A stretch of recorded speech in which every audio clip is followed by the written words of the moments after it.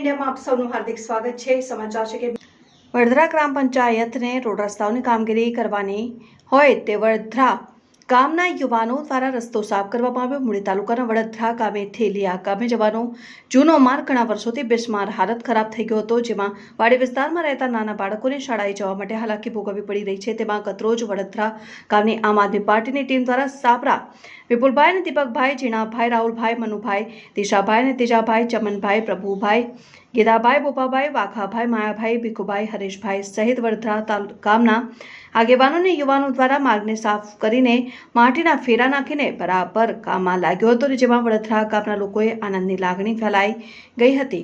Bureau chief Solanki Rajubhai, news 7 India.